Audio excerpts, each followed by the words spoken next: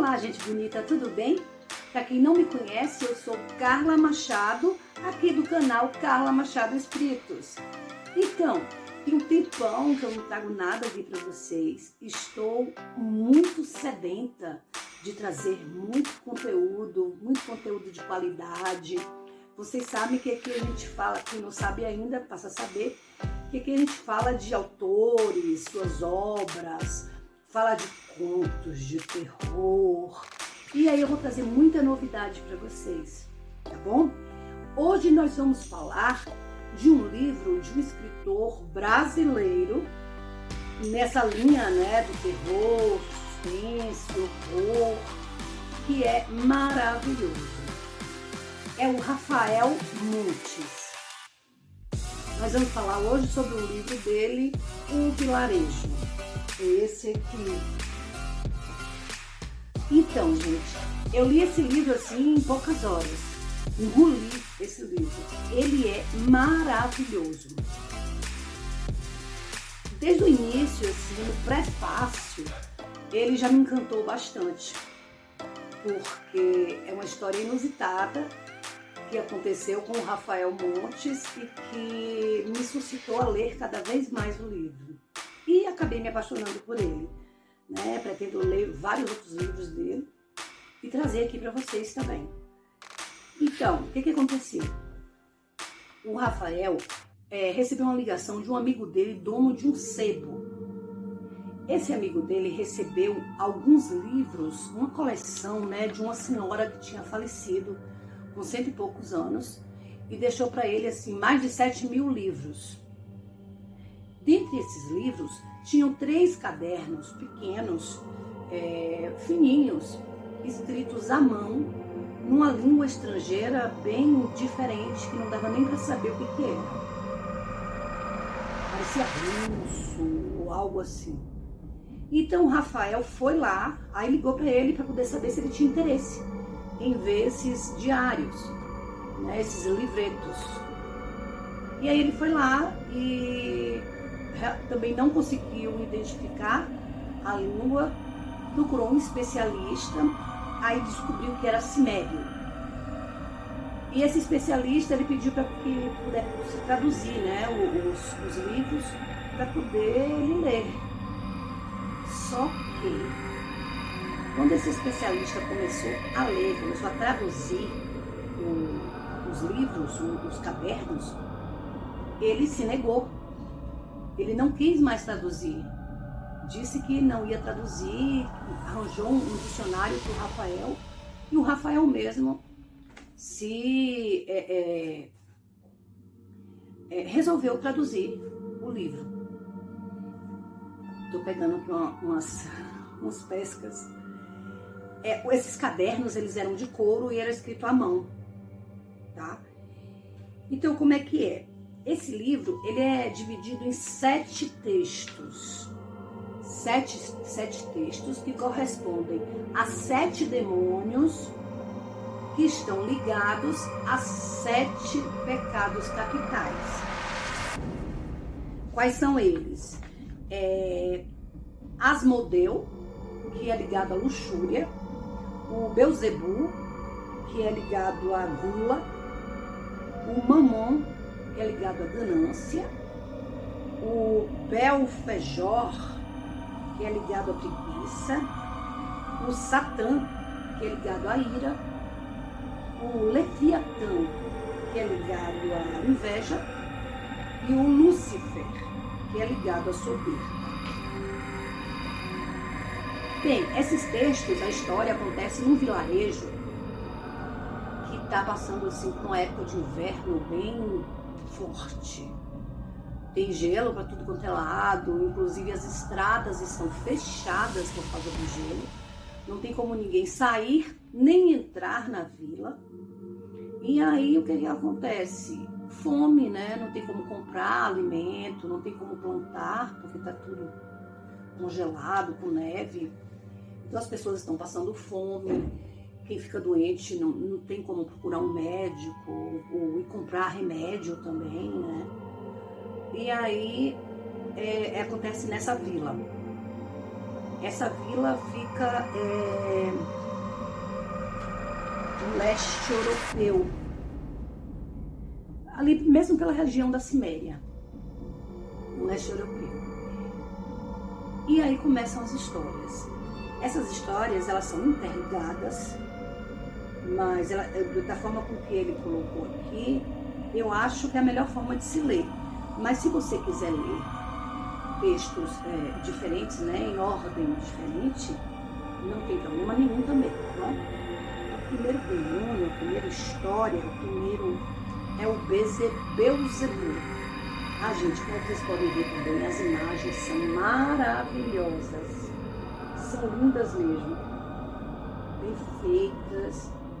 Então, o Beelzebub.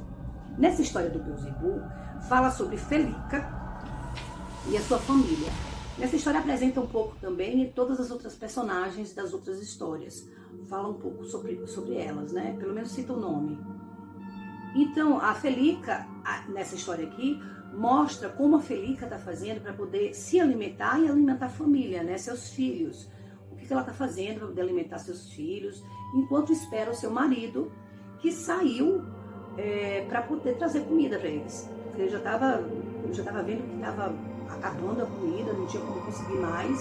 Então ele saiu à procura de comida para trazer para sua família, deixando Felica e seus filhos em casa. E é Felica que tinha que se virar, né, para poder dar comida para os filhos dela. Eu vou contar assim bem rasinho essa síntese, eu vou fazer bem rasa para poder não dar nenhum spoiler, tá? Então, o segundo é o Leviatã. Esse aqui, o Leviatã. No Leviatã, fala a respeito de 3 irmãs. Tem a mais velha, que é a Vália. A Vália, ela tem um namorado. E tem 2 irmãs gêmeas menores. Ela sai com o namorado e leva as irmãs para passear, para brincar. E uma dessas irmãs começa a ter pensamentos românticos com o namorado de Vália. E aí começa a ter esses pensamentos, meio que tenta tirar esses pensamentos da cabeça, mas os pensamentos são insistentes. Daí ela faz uma coisa bem trash para poder conseguir alguma coisa, né, em relação a esses pensamentos. Bem, o terceiro é o Lúcifer, o negro caolho. O subtítulo dos outros é a Leviatã, as irmãs Vália, Velma e Vonda. E o primeiro é Beelzebub, banquete para a Anatoly. Que Anatoly é o marido de Felica. Lúcifer, o negro caolho, né? Eu já mostrei para vocês. Então, essa história conta a história de um negro que chega nessa vila, nesse vilarejo, sofre discriminação das outras pessoas, só que uma mulher, dentre essas pessoas que moram na vila, resolve acolher esse negro. Aí acolhe esse negro, trata ele muito bem, trata praticamente como se fosse da família, enquanto o negro faz algumas tarefas para ela, né? Como se fosse um empregado. Ele come, tem onde comer, tem onde dormir e faz algumas tarefas de casa para ela. Só que com o decorrer do tempo, ela começa a mudar com o negro. E aí começa a tratar o negro mal, começa a ter no negro, a esquisinhar, essas coisas assim. E aí tem todo um reviravolta por causa disso. Aí a quarta história é o Amadeus. Amadeus, a doce Jectarina. Essa história conta a história de uma menina que inclusive é amiga das 2 irmãs de Vália, que ela é perseguida por um homem mais velho e aliciada por esse homem mais velho. Nesse livro fala muito sobre vários pecados, vários valores morais também como prostituição, maus tratos, pedofilia, discriminação. Então fala um monte de coisa aqui também, né, a respeito dessas coisas. A próxima, quinta, é a Belfegor, o demônio Belfegor, a verdadeira história de Ivan o Ferreiro. Então aqui fala da história de um cara que, com essa chegada da neve, do frio a essa vila, ele praticamente fica indefeso e não consegue fazer nada. Essa é a verdade.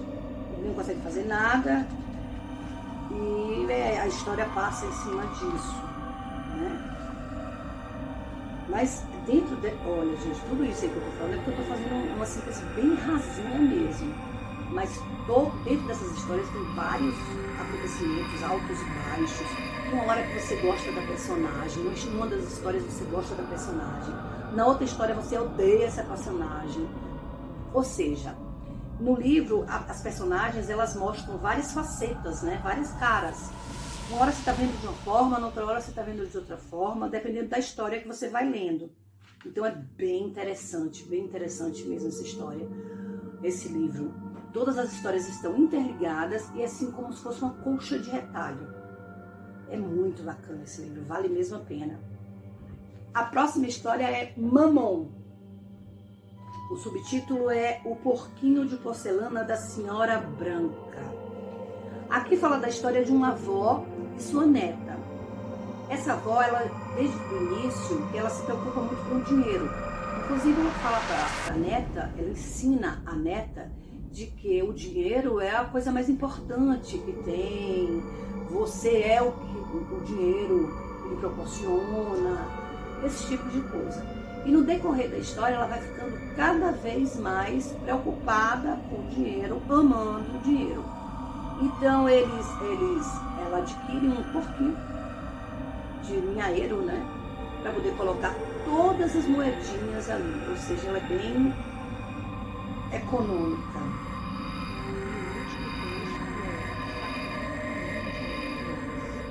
Baseado no Capoeira, retomamos a Anatólia, um caçador perdido há semanas na vastidão da neve, sem encontrar nada que vale a pena. Faminto e exausto, é acudido por um velho com uma maleta. E nessa maleta encontra-se alguns coelhos e ratos para que ele leve para a família. Mas quando ele chega em casa, ele encontra uma monstruosidade. Então é isso aí, gente bonita. Espero que vocês tenham gostado. Espero voltar logo com outro livro. Mas de qualquer forma, até o próximo vídeo. Tchau, tchau!